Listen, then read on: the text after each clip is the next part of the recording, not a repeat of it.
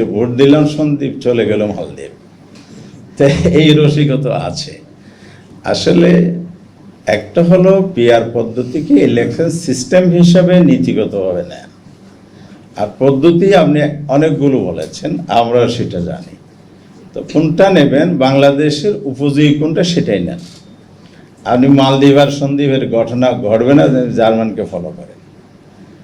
তো মিক্স পদ্ধতি আছে সেখানে। জার্মানের পদ্ধতি হচ্ছে দলকে ভোট দেয়, আবার আসনের প্রার্থীকেও ভোট দেয়। অতীতের ইলেকশনের মধ্যে যে ভোটারদের সঠিক মূল্যায়নটা হয় নাই, এটা আমাদের সামনে ফার্স্ট প্রায়োরিটি আছে।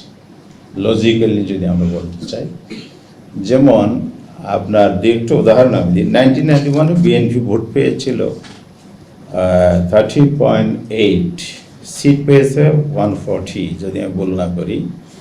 আনুপাতিক হয়ে যদি ইলেকশনের রেজাল্ট হতো, সেখানে এখানে বিএনপি 18টি সিট বেশি পেয়েছে প্রাপ্ত ভোটের চাইতেও, তাহলে 18টা কমে যেত।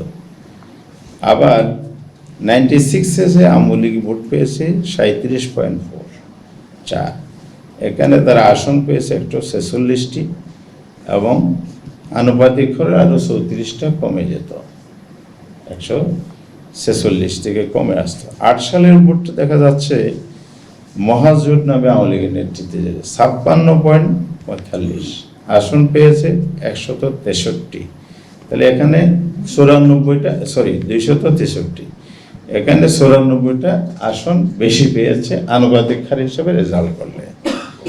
আমরা 4 দলে ছিলাম বিএনপি সহ 37.61, এখানে আমরা আসন পেয়েছি সবাই মিলে 33টি। আর এখানে যদি আনুপাতিক রেজাল্ট আসতো, আমরা আরও 80টা সিট বেশি পেতাম, তাহলে পার্লামেন্টটা ব্যালেন্স পজিশনে চলে আসতো। তো 91-এ কিন্তু আপনার টোটাল মেজরিটি তো নয়, এখানে সিঙ্গেল মেজরিটিও হয়নি। পরে তো আমরা বিএনপিকে নিঃশর্ত আনকন্ডিশনাল সাপোর্ট দিয়েছি, ওনারা সরকার গঠন করেছেন। 25 বছরের ওয়ারেন্টিযুক্ত দীর্ঘস্থায়ী দরজা প্রোটেক্টর, আধুনিক ও মজবুত দরজা। আবার দেখা যাচ্ছে যে আওয়ামী লীগ যেটা 263 আসনটা পেয়েছে, টোটাল মেজরিটির চাইতে অনেক বেশি মেজরিটি। তো এইভাবে যখন দেখা যাচ্ছে ইলেকশন রেজাল্টগুলো আসে, তাহলে আপনি একটা দল পেল 30.8, তাহলে আরেকটা দল পেল যেটা 91 37.4, তাহলে যারা ক্ষমতায় আসলো, সরকার গঠন করলো, তার একটা ভোটের প্রতিনিধিত্ব করলো 30% প্লাস। তাহলে আর বাকি যত 70% ভোটার, তার ভোটের কোনো মূল্যায়ন হলো না। পিআর হলে ফার্স্ট যেটা উপকার হবে, প্রত্যেকটি ভোটের একটা মূল্যায়ন হবে, সে বুঝতে পারে তার একজন প্রতিনিধি পার্লামেন্টে আছে। রিপ্রেজেন্টেশনটা হলে পার্লামেন্টটা সমৃদ্ধ হবে, প্রতিনিধিত্বমূলক হবে। এরপরে পার্লামেন্টটা রিচ হবে, আইন প্রণয়নের জায়গাটা শক্তিশালী হবে।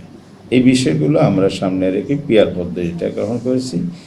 সেকেন্ড যেটা পিআর পদ্ধতির সুবিধা বেনিফিট আমরা লক্ষ্য করেছি, সেটা হচ্ছে পিআর পদ্ধতিতে দলকে ভোট দেয় প্রতীক দেখে, আর এফপিটিভি যেটা প্রচলিত পদ্ধতি আছে, সেখানে দলের প্রার্থীকে ভোট দেয়।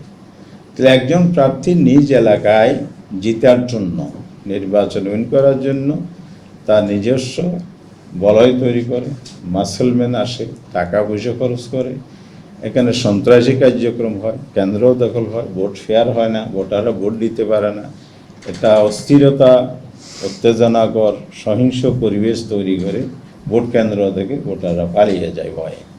তো এই যে পরিস্থিতিতে যদি হয়, তাহলে ভোট কিন্তু হয় না। ঠিকই কাস্টিং ভোটটা, যেমন আমরা তো বিগত 3টা নির্বাচন 5% ভোট হয়েছে, এটা 40 অ্যাবাভ কাস্টিং দেখানো হয়েছে, এই জালিয়াতিগুলোও হয়।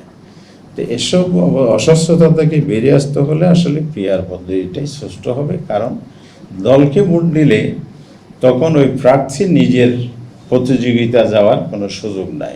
দলেই পয়সা দেবে, দলেই নমিনেশন দেবে, প্রাপ্ত ভোট অনুযায়ী দলেই ঠিক করবে কারা এমপি হবে।